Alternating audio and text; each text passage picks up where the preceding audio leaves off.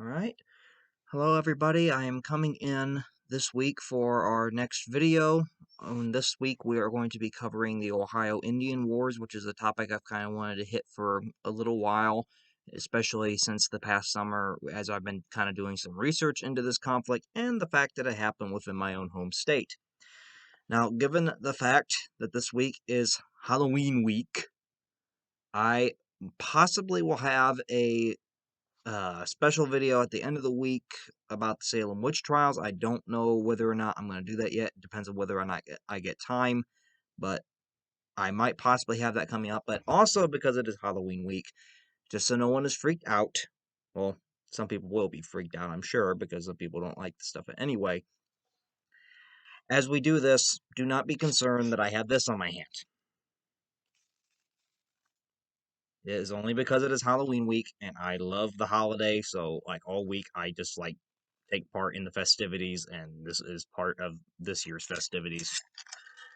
So we're bringing the glove in, the dreaded Freddy Krueger glove in, to teach history, which I don't know has ever really been done, but I'm sure it might have. But either way, that is explaining why I have this on.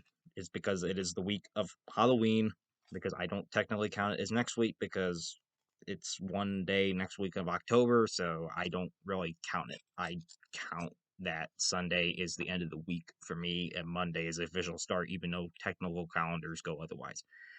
But this week we're going to hit the Ohio Indian Wars. And as I said, this is a topic I've kind of wanted to hit. It happened right here in my home state of Ohio, and it was really significant in the national context more than the state context, a little bit to the state.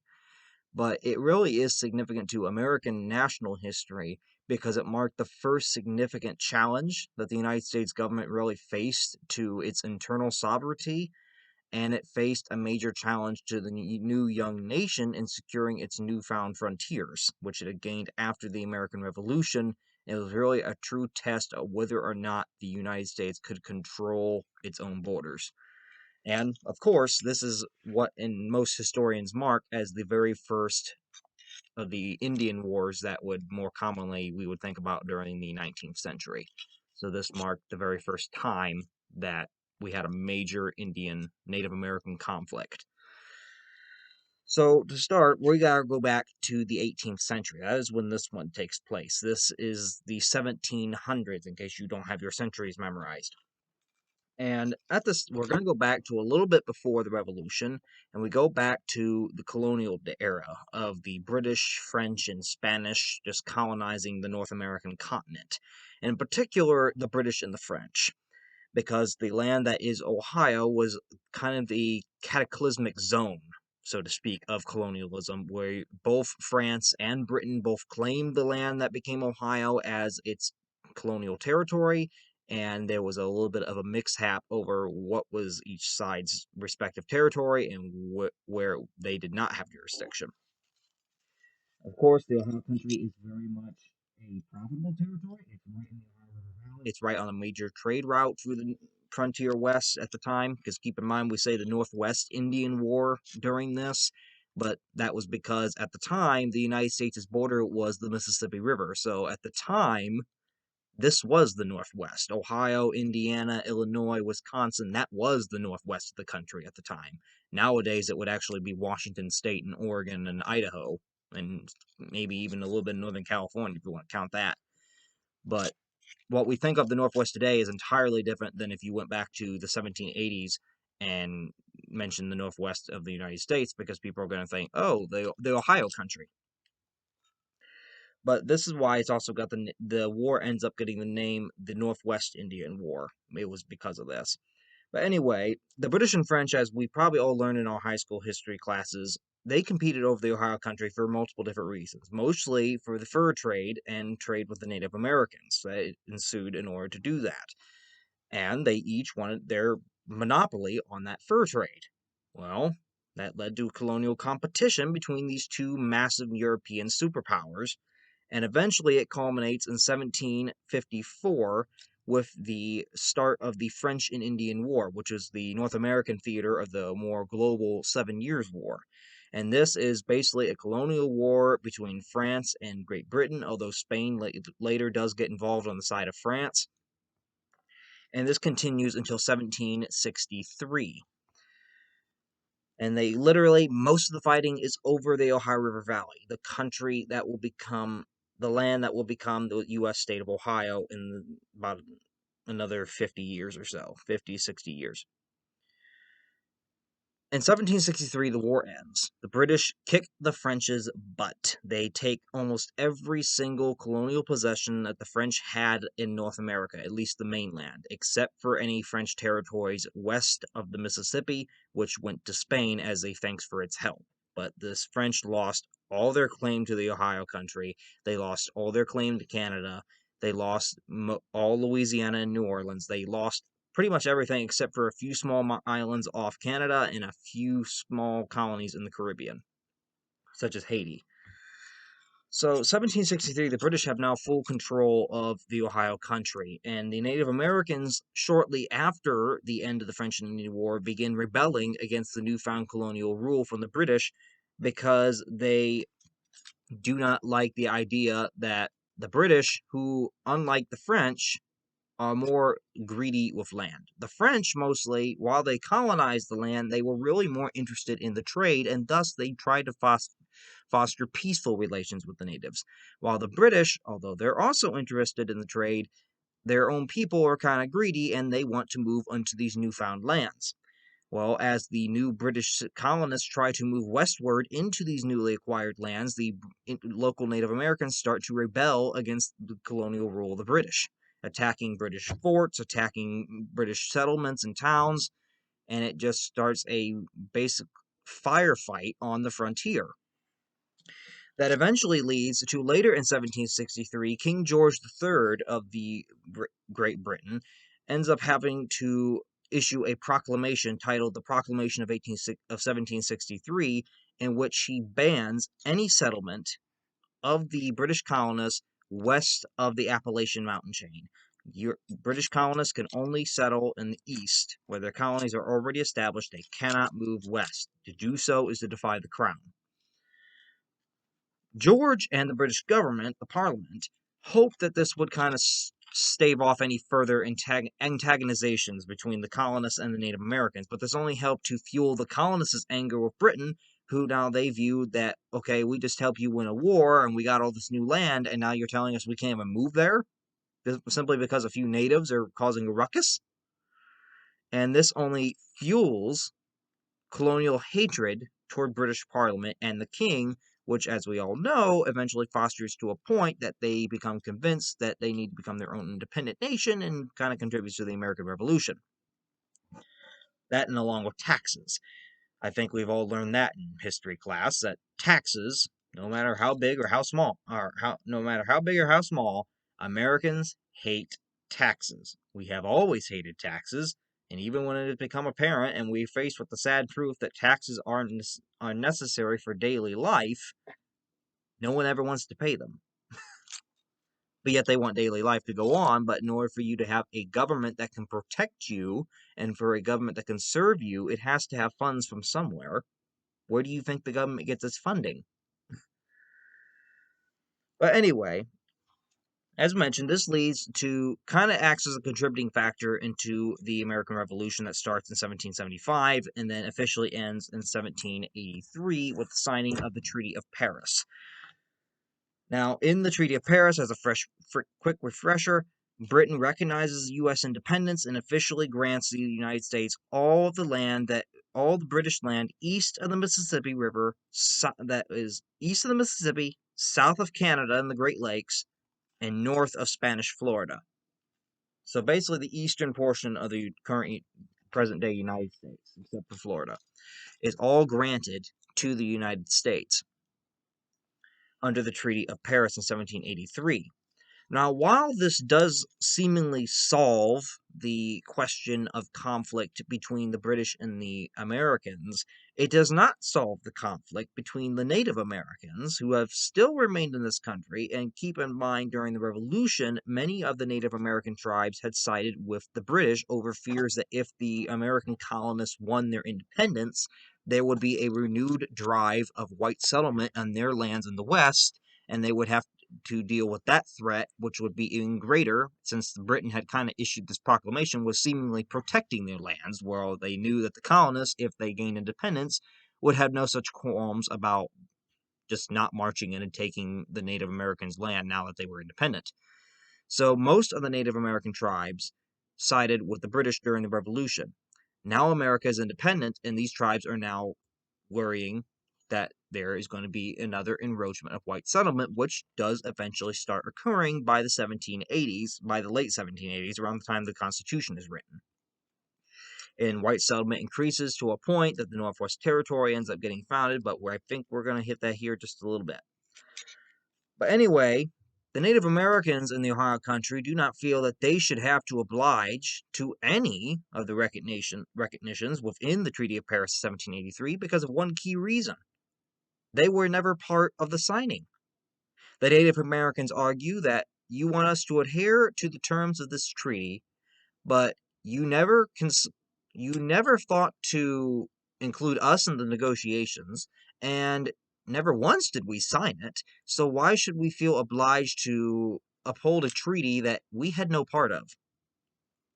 And this is the justification for a lot of the Native American tribes in Ohio for resisting white settlement and for not really agreeing to American sovereignty over these lands, because they dictated that we were never part of the negotiations, so we don't recognize the treaty. We don't have any... The treaty has no authority over us. And the tribes in Ohio, several of them in particular, the Shawnee, the Delaware, the Wyandot, also known as the Huron, the Miami, the Potawatomi, and the Wabash, form a collective organization of tribes known as the Western Confederation to oppose westward expansion of the United States, to oppose westward bound settlers from the east. The tribes still had an individual autonomy, but they were kind of in a big, gigantic alliance. Think of it like the European Union or NATO, that they are in an alliance for common defense, and that they will attack each other's enemies if one is attacked. Basically, they will defend each other, and they will try to work toward the same goal, which in this case was to prevent further white encroachment on their lands.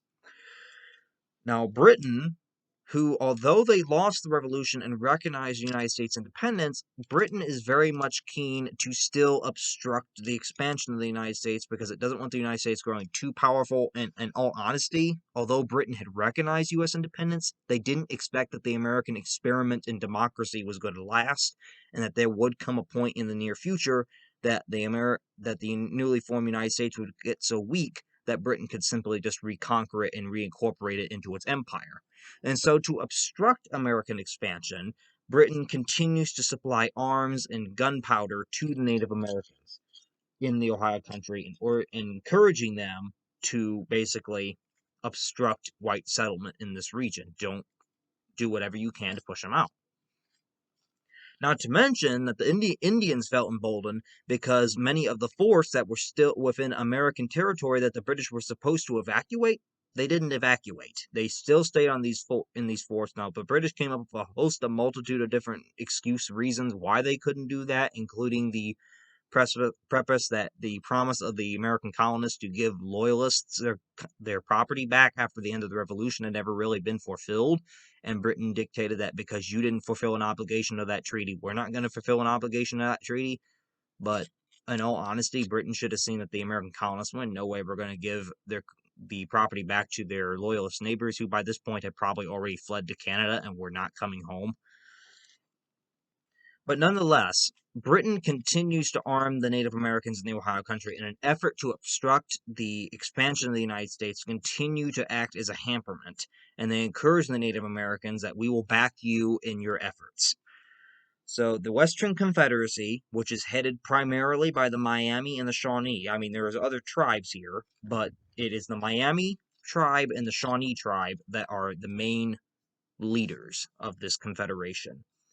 In 1785, the Western Confederacy declares that they would deal with the U.S. for land, over their land. They would sell. They will deal with the United States. However, Individual tribes of the Confederation could not deal. It had to be with the Confederation as a whole. For example, the United States could not negotiate a land settlement with the Potawatomis and just the Potawatomis. They had to consult the entire Western Confederacy of tribes, not just one tribe. And that any actions taken with an individual tribe were a violation of the Confederacy and were not legal. They were non-valid.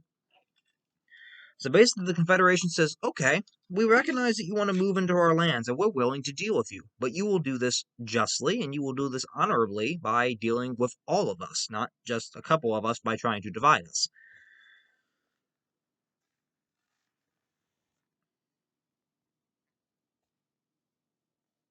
However, also in this, might I add, the Native American tribes, although they were willing to deal for land, they did state that any of the lands north of the Ohio River were theirs, and that was theirs to deal. They dealt that the Ohio River served as their border between Native American land and white settler land in Kentucky and Tennessee. Of course, the United States doesn't view this. They view that they were given sovereignty over this territory by Great Britain during the Treaty of Paris in 1783, and thus they kind of just think the Indians are not really having any right to claim that they own this land at all. In 1786, a group of Shawnee, Delaware, and Wyandot end up signing the Treaty of Fort Finae, which allows for white settlement is an attractive land north of the Ohio River. However, this is only 3 tribes of the Confederacy. Did they consult the Confederacy here? No, they did not, but the United States wanted to anyway because they knew that they could divide the tribes if they dealt individually, and that by splitting up the Confederation, they would be easier to deal with. So, let's make an individual deal. Let's pry some of them away.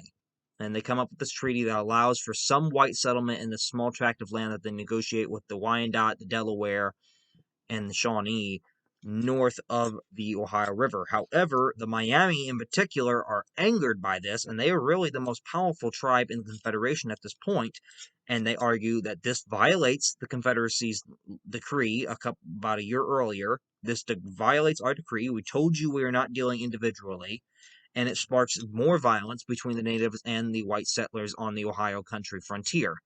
And in the case that Native Americans are raiding frontier settlements, they're killing unarmed civilians, and they are just running rampant throughout the country, burning the fields, burning the homes, taking prisoners, all kinds of raids. And the white settlers in return are doing just that to the Native Americans. Now, the Confederacy, as a whole, rejects the Treaty of Fort Finae in September in a Wyandot village on the upper Sandusky River, with 35 nations of the Confederacy opposing. In response to the Native American raids that soon follow after the signing of the treaty in Ohio, Logan's raid happens that October of 1786, and where a group of Kentucky militiamen burn and destroy several Native American settlements along the Mad River, right where Dayton, Ohio is today, in retaliation for the Indian raids. These Kentucky militiamen cross the Ohio, they come up into the Ohio country, they come north of the Ohio River, march up toward the Mad River, and they just burn and destroy multiple Native American settlements, involving killing quite a few of the Native American peoples themselves, not excluding the women and children. In 1787, Congress goes to pass a motion to further develop this Northwest Territory for official settlement by passing the Northwest Ordinance, which would formally organize that land as a new territory. The Confederacy, about the same time of the Northwest Territory being declared, sends a letter to Congress declaring that they are the United Indian Nations, basically trying to seek a party or an ear with Congress, that they are an independent and sovereign nation, and they deserve to be dealt with justly and honorably as other nations would be afforded. The U.S. responds in October of 1787 by directing the Northwest Territory Governor Arthur St. Clair to reestablish peace and harmony with the nations. George Washington is by this point starting to come on the path of a president. He's not a president yet, but St. Clair is appointed the governor by Congress at this time. He was a former military officer in the Revolutionary War. and he is appointed governor of the Northwest Territory, and Congress instructs him to try to reestablish peace with the local peoples. Sinclair arrives in 1788 for his governorship post, and he holds a peace negotiation at Fort Hamar in December of that year. However, the natives have their own suggestion. The natives at this little meeting propose a reservation of land west of the Muskingum River and north of the Ohio River would be their boundary. While Sinclair refuses this offer, he says that all of Ohio belongs to us, not just this little portion that you think that you're going to give us. And he basically wants the Native Americans to accept an earlier reservation that had been established in the 1785 Treaty of Fort McIntosh, where the Native Americans would cede lands in southern and eastern Ohio and kind of keep the northwest portion of the what would become the state of Ohio. So if you ever look like a map of Ohio here, which is what we have, this we can probably introduce. This is kind of a map of the general region where this is taking place. It kind of goes a little bit outside Ohio, but it encompasses most of what becomes the modern state of Ohio, which I do believe is kind of outlined. This dark gray kind of highlighted area. But the Native Americans argue that we're going to keep pretty much everything except for the small little sliver down here on the Kentucky border. St. Clair argues, no, you are going to adhere to the Treaty of Fort McIntosh of 1785, and all of southern Ohio belongs to us, so does the eastern part, and you get to keep this little portion up here. Oh, hold on. My fault, because I'm like looking at this backwards. The Indians, according to the Treaty of Fort McIntosh, all of Ohio except for this portion, this northwest portion up near Toledo, the Maumee River, kind of going toward Fort Wayne, Indiana, this would remain Indian land. Everything south and southern Ohio, everything over here in eastern Ohio, where Cleveland is, that is open for white settlement. And St. Clair kind of comes out a little threatening at this meeting. He kind of comes out and saying, you are either going to sign this agreement or there is going to be conflict between our two nations. And many of the Native Americans feel that they're being bullied. They feel that they are being threatened by St. Clair, and they don't take that very lightly. And only 200 moderate Indians end up signing this Treaty of Fort Hamar in 1789 because of that tone. And the majority of the Confederacy basically comes up with the notion that St. Clair is going to attack them if they don't sign. So they don't really, they're at an impasse. They don't want to sign the lands away, but at the same time, they are afraid of what St. Clair is going to do. Now, some of those 200 moderate Indians sign it because they automatically assume that, okay, if we just sign it right now, he won't invade, our peoples are safe. And the rest of the Confederation leaders are kind of like, well, does that really guarantee that he's not going to invade because we made treaties with them before, and they kind of defy that.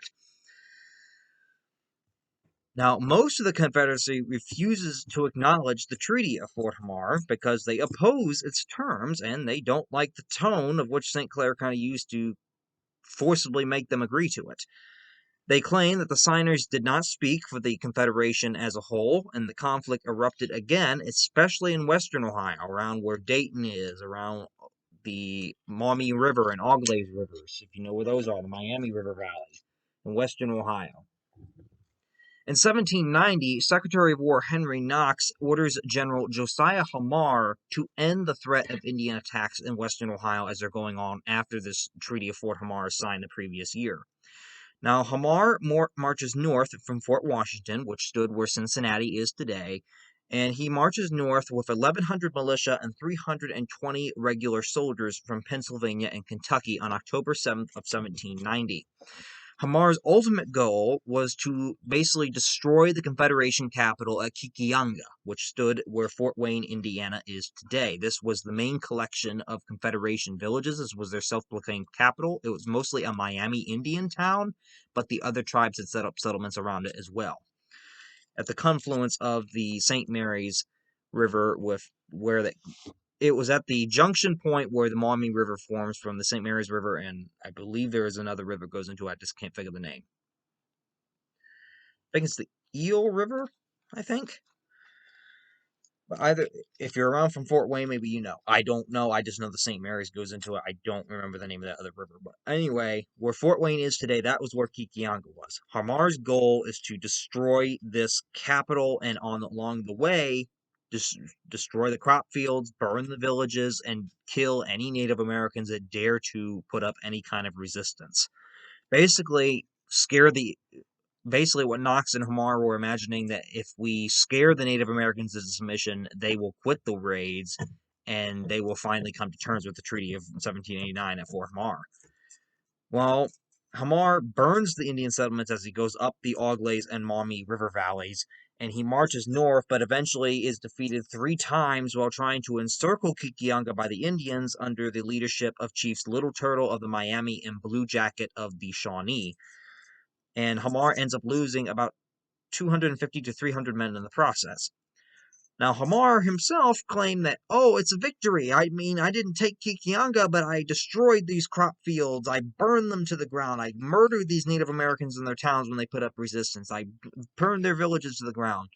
While Knox and President Washington are outraged by the Hamar campaign because they argue that you call this a success, you lost 300 men.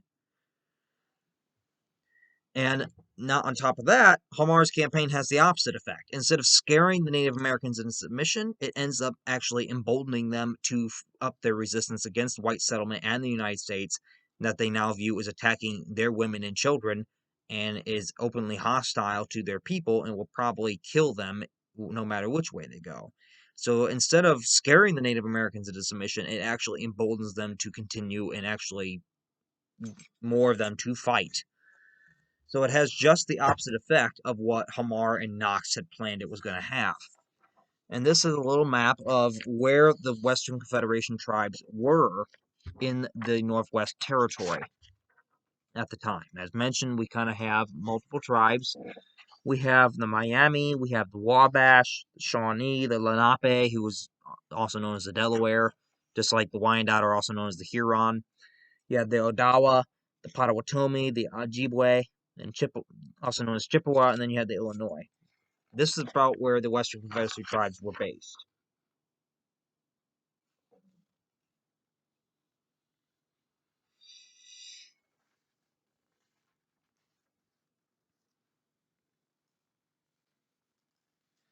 So what happens after Hamar's defeat is the reemergence of Native American attacks the following year in 1791. The Native Americans can start reenacting and redoing their raids up and down the Auglaize and Maumee River valleys in particular, and massacres occur among white settlers. President Washington orders that Governor Sinclair to mount another effort in the summer of 1791, and as he's marching north to Kikianga to take the target again that Hamar failed, he is to build a series of forts along the Maumee River to kind of enforce U.S. government control. Now, St. Clair quickly assembles an army of around 1,400 men. However, these are mostly militia, and many of these militia are very poorly trained and poorly disciplined. They've never really been soldiers ever before in their life. They're very young. They've never even had a gun. In terms of having a gun, I mean they've never actually fired a gun at another human being. These are very poor soldiers. They're not in any way prepared for warfare. Not even against Native Americans, which was not an organized traditional army. Keep in mind, the Native Americans like to hide in the trees. They like to do guerrilla warfare. It's very much hit and run, where the European powers will literally, for some dumb reason, honestly, I still get why they ever fought like this, but line up in a row, fire, and then just see how many you can knock down. And you repeat this process. It's just a bloodbath. But the Native Americans are very much, you move quickly, you hide, you use natural surroundings to take cover, you fire your shots, and then you get out of there. Guerrilla warfare. You do a quick move at the enemy and then move away before they can even get you. Now, Sinclair officially gets his army of around 1,400, but as mentioned, very poor. Mostly militia that is in no way ready for war.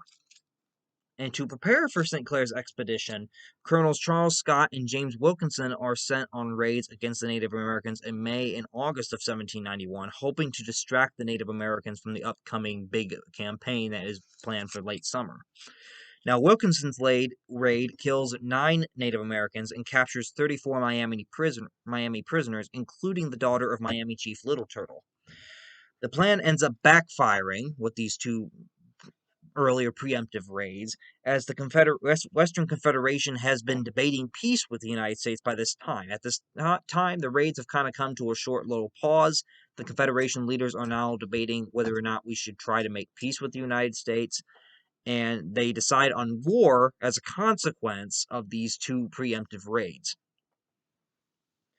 In October, St. Clair starts marching north from Fort Washington with his army and 200 camp followers, mostly the soldiers' families, that come up with them on this march from Fort Washington, giving the Confederation 2 months to prepare. Technically, it was September, if I remember right. It was late September that they set out. So that brings us to this very significant little battle that really doesn't have a name, but it is very important in U.S. military history because this little battle, as it is commonly somewhat referred to as St. Clair's defeat, or the Battle of the Wabash, I think is another name that is sometimes referred to it as, but does not have an official name. This battle to this day remains the worst loss that the U.S. military has ever suffered to Native Americans, and it remains that to this very day. Even the wars against the Native Americans in the West did not have this proportionally lost casualty rate. There were wars in the old Western Indian Wars that had higher casualty numbers, but in terms of proportion to the actual strength of the army, this remains the worst. Sinclair has a force of 1,400 men.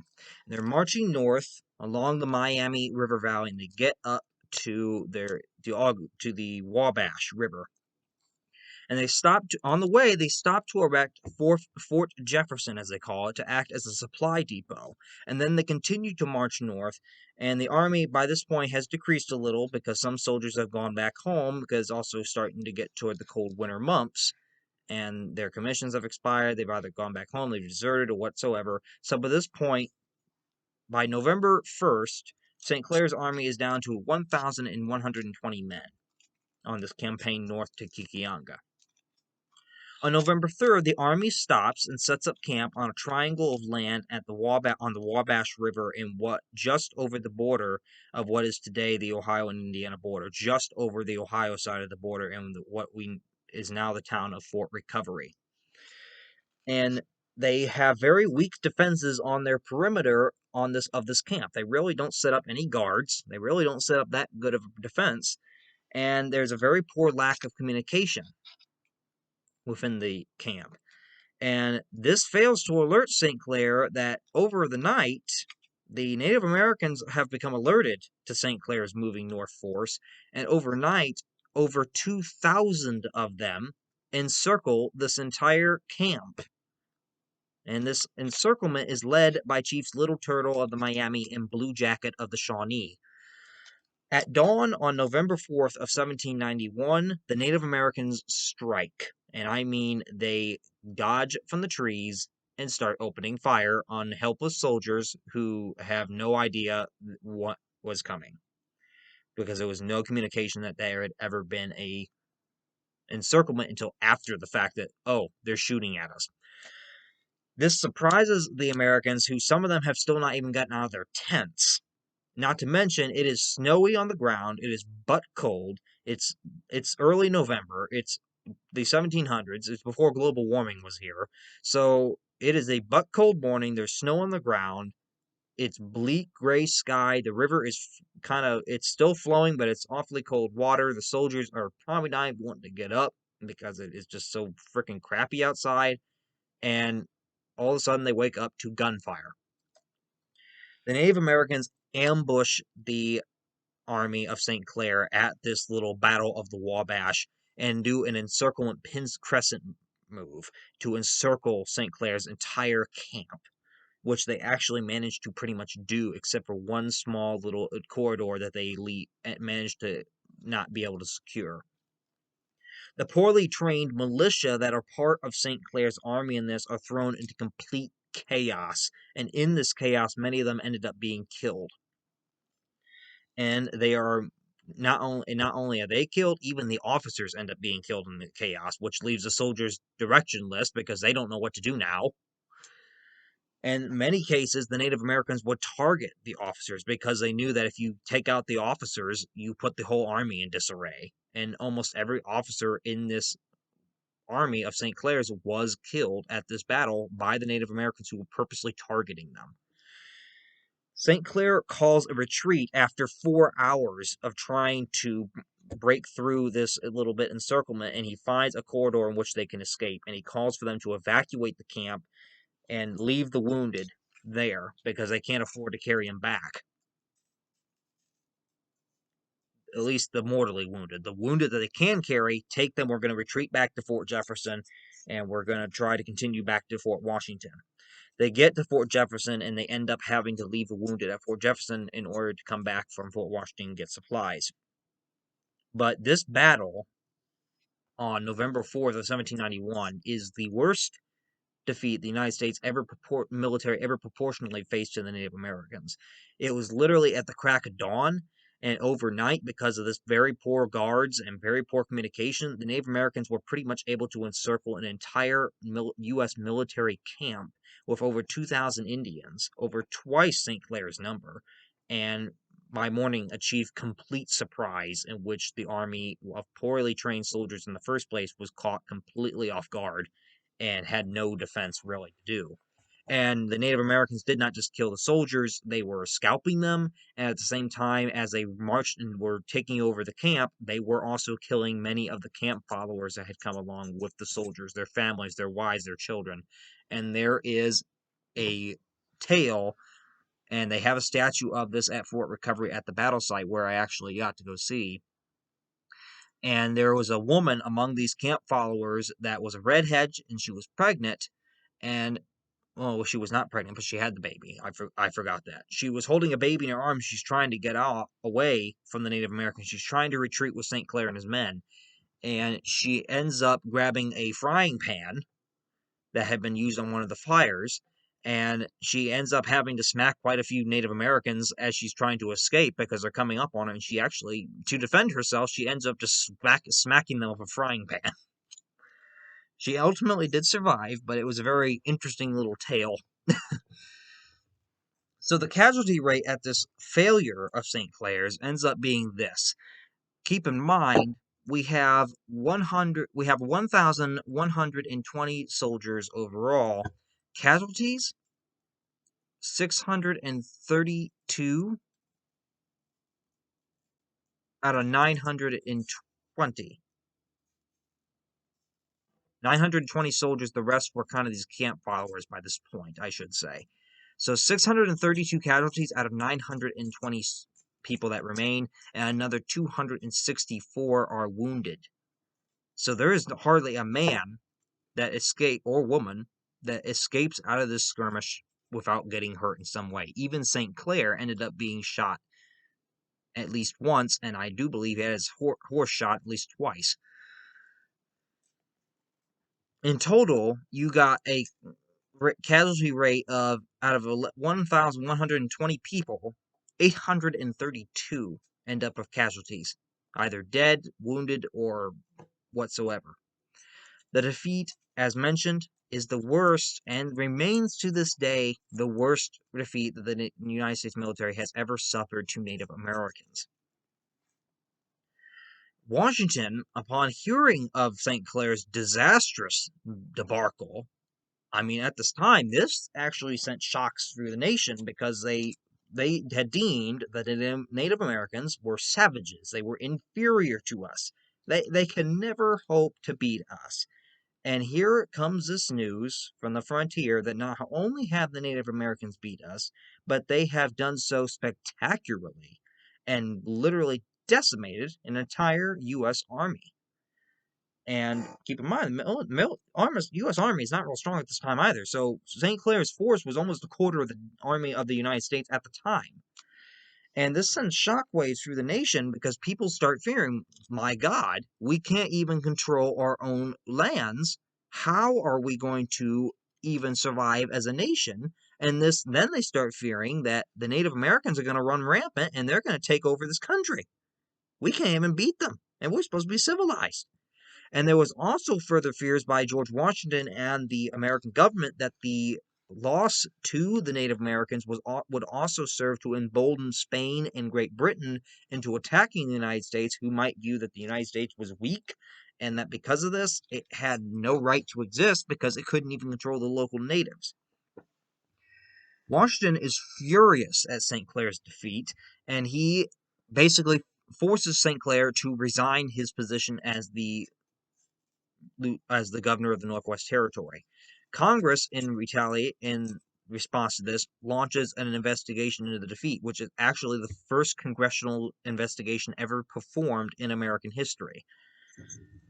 The Confederation, after this battle, it's all giddy and gleeful. It is now convinced, after this battle, that they can win against the United States, that they can beat the United States on its own turf, and that they agree for a Grand Council meeting the very next year in 1792 to decide what their next move shall be. And Britain, upon hearing the news of this, initially begins to make plans to retake the Northwest Territory, viewing that the United States has no control over it at all, and that it would be a walk in the park to simply reoccupy it. But eventually, Britain starts to kind of revoke these plans and kind of put them aside because they become more concerned with matters in Europe, mostly involving the French Revolution. Now, Washington asks Congress in the wake of this disaster to consider the United States at war with the Western Confederation of the Native Americans and to raise an army capable of fighting them, a professional army, not these ragtag militiamen that have no training or discipline whatsoever. Congress responds with the Legion by creating the Legion of the United States and increasing military pay and passing the Militia Act of 1792, which requires the formation of a more stabilized and professional army and more training and discipline for U.S. Army soldiers. Washington puts General Mad Anthony Wayne in charge of this newly created legion. Now, Wayne is not called mad for no reason. He was a somewhat brutal general when it came time to deal with the enemy. Wayne moves his army into Ohio in 1793 after 2 years of training them, and he was only delayed because they had breakouts of disease like smallpox and the flu. They build Fort Greenville in northwest Ohio, just south of where St. Clair had his defeat 2 years prior. And they go 6 miles north, which is 6 miles north of Fort Jefferson, which St. Clair had already created. Wayne offered peace in March to the Western Confederation, but he had received word from the British, but the Western Confederation basically rejects Wayne's peace offer because they had received word from the British that Britain expected to be at war with the United States within a year, and so they dictate that, okay, we're just going to continue fighting because within a year we're going to have Britain's help, and there's really no point to make peace now. So they refuse Wayne's peace offer, which ends up being a flaunted mistake because Britain does not end up going to war with the United States for another 20 years. Now, Wayne marched to the site of St. Clair's defeat and sets up a camp at the site in January of 1794, in which they do two things. A, start burying the remains that are still littered across the ground. As they arrive on the site of St. Clair's defeat from 2 years prior, there are still skeletons visible on the ground from this massacre literally 2 years before because they were never buried. And the soldiers of Wayne's Legion decide that we're going to get all these remains gathered up that should have been gathered up a long time ago, and we're going to finally bury them. So they get these still visible corpses, these still visible skeletons, remains, buried, and at the same time, on the very same site, build a fort, which Wayne appropriately names Fort Recovery as a recovery from this defeat from 2 years before. In April, the British build Fort Miamis on the Maumee River in violation of the Treaty of Paris in the view that the United States is possibly going to be at war with Britain very soon, and that they kind of want a window onto the Native American War to see what is going on exactly. Of course, this does not go over well with the United States at all. And this emboldens the Native Americans who think that, okay, Britain's building a fort in American territory now, officially, in violation of the treaty, so that means they are going to help us. So on June 30th, over 1,500 Native Americans lay siege to Fort Recovery, again at the very same site as Sinclair's defeat 2 years prior, but ultimately they lose and retreat. And this was a very rare case for Native American attacks because this is a very rare example of the Indians making a frontal attack on a fort. They usually would not bother attacking a fort directly, and in this case, the Native Americans directly charged the Fort Recovery and were actually repulsed by the artillery fire within. This was a very rare that Native Americans would ever attack a fort like this. This was mostly done by the Shawnee, Odawa, and Potawatomi in Delaware. The Miami were actually kind of absent from the Fort Recovery battle because Little Turtle had kind of wanted artillery to bring along to deal with the fort, and since they didn't get it, he kind of said that the Miami will not be taking part in this because this will be a failure. And it ends up being just that. The battle actually ends up dividing the Western Confederacy because Blue Jacket of the Shawnee wants to renew the attack with British aid, and mostly in the form of British troops and artillery, which he thinks the British are going to give them from Fort Miamis, which they just built up further north, where Toledo is now, or Maumee is actually. If you know anything in Ohio, Maumee is like a suburb of Toledo. That is where the Fort Miamis is. The park is still there. The fort is long gone, but the depressions in the earthworks from this fort, are still visible in this little park that they've preserved. It's actually pretty cool to see. But Blue Jacket thinks that, okay, we should just continue the war. Britain's going to help us. We're going to get troops. We're going to get artillery. We're going to have everything we need to go against the Americans. While Little Turtle of the Miami basically has become disillusioned by this point. He argues that Britain is not going to help us, or else they would have already have done so. And he argues that the Confederation should be seeking peace with the United States instead of war. He basically gets turned against any further conflict with the U.S. Wayne, after winning this battle of Fort Recovery, starts marching north to destroy the native villages along the Auglaize River Valley and the crops, and builds its Fort Defiance at the joining of the Auglaize with the Maumee River in August, where the Maumee and Auglaize rivers meet. And this today is now the town of Defiance, Ohio. Right, I apologize for the minor little pause. Something I had to go take care of something. But as mentioned, the Wayne's Legion moves north after Fort Recovery. They're burning the villages, they're burning the crops along the Auglaize River Valley as they head north. They're heading north to meet the Confederation's group of armed resistance. And they go to the confluence of the Auglaize and Maumee rivers, and they create the Fort Defiance, which stands where Defiance, Ohio is today. And they still have a park where the Defiance County Library is, which stands on the side of that. They do have a marker for that, and that was also cool. You can actually see that right on Google Maps. It's literally the point that juts out right where those two rivers meet. That was where that fort was. But anyway, as we mentioned, Wayne is marching north, and the Western Confederacy leaders are already in division over whether or not they should continue resistance. And Little Turtle couldn't convince the rest of the Confederation that peace was their best option, that they should accept Wayne's peace offer. And he hands leadership over to Blue Jacket, who thought that Wayne could be defeated just like Hamar and Sinclair had been. Basically, Little Turtle says that I am no longer going to lead, I am now a follower.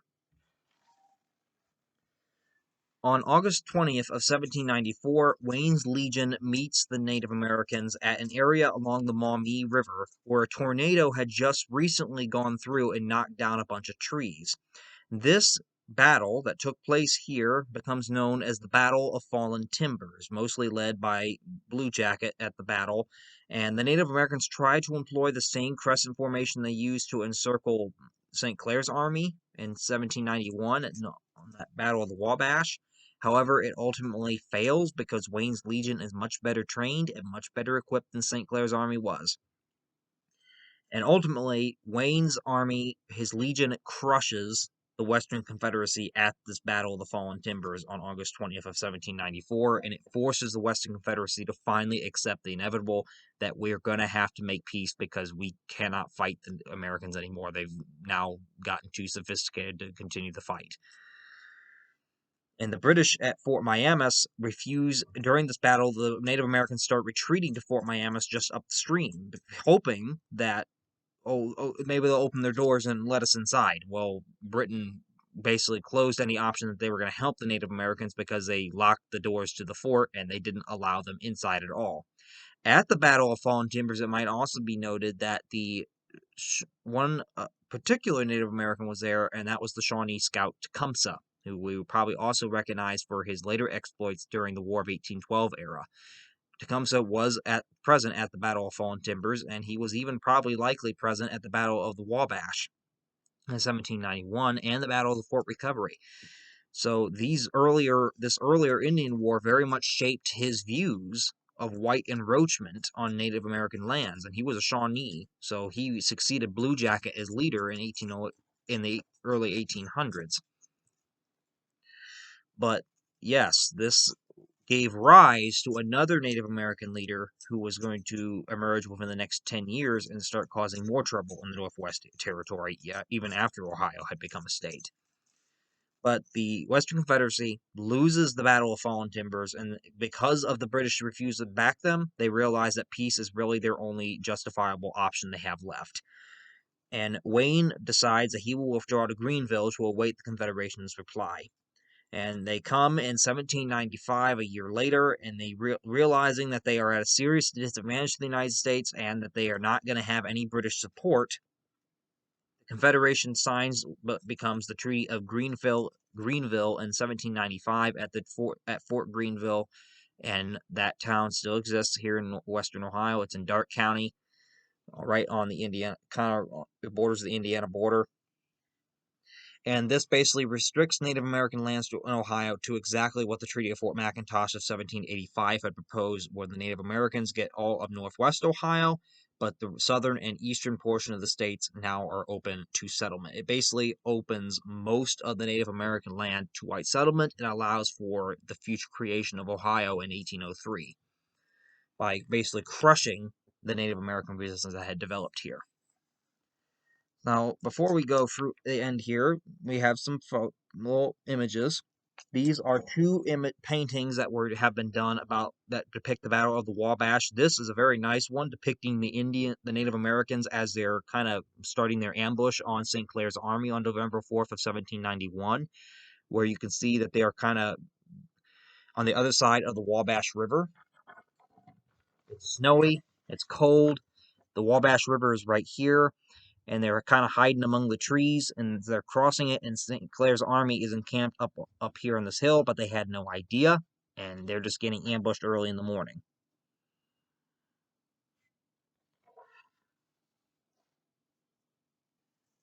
Here we have a depiction of kind of the frantic retreat that starts happening at the Battle of the Wabash at Sinclair's defeat, where the retreat order is kind of being given, and you can see that some soldiers are trying to carry others on their back that are wounded, others are already dead.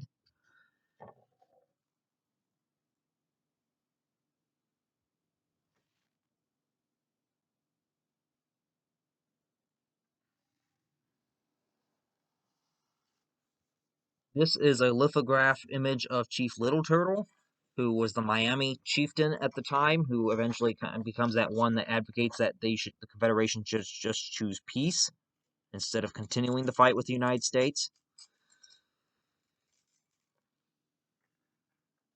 was mainly the architect, kinda, of the attack on St. Clair.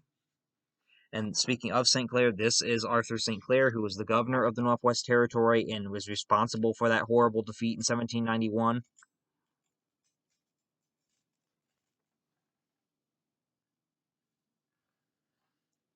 This is an image of the reconstructed Fort Recovery that is at the site in Fort Recovery, Ohio. The site is still there, and however, the original fort is long gone, but they have reconstructed two blockhouses and a little bit of a fort wall on the site where it was, and the original Greenville Treaty marker is there, which we will just show you here in a second. Not that marker, but where the points were for this treaty. But this is an image. You can go to Fort Recovery today, and they have this on the very same site. So this, of course, is to Anthony Wayne's fort that he constructed on that same site, but this is also the same site of St. Clair's defeat in 1791. Here you have a painting of Anthony Wayne, who was the general that won the Battle of Fallen Timbers and kind of crushed the Confederation after St. Clair's disastrous defeat. The Anthony Wayne Trail that goes down western Ohio, especially up in the Toledo area, is named after him. Here is an image of depiction of the Battle of Fallen Timbers, which would have happened up right where Maumee is today, so around Toledo, Ohio. And here we have a map of the Greenville Treaty line, where that was. It basically, this whole corner up here, I mean, this is also white land that can be settled up here, but anything within this and this whole corner, that's all the Native Americans have left in Ohio. All this is now open to settlement. All of this is now open to settlement. And right here is the Maumee River. And you can see that this little point right here, this little point, that is where Fort Recovery is. That was where St. Clair's defeat was, and that was chosen as a marker point for the treaty line. And they still have the actual survey point in the ground there today that is exposed above ground that you can go and see. That just kind of shows you what the Native Americans ceded. They were basically now confined to this little northwestern corner of the state. So that pretty much concludes that. I'll give you another look here at this map, though, because it shows you some of where the battles and skirmishes took place. Right here we have Kikianga, that capital that they tried to take on both the St. Clair campaign and the Hamar campaign, where Fort Wayne is now. Here we have St. Clair's defeat around Fort Recovery. And right up here we have the Battle of Fallen Timbers in 1794 on the Maumee River.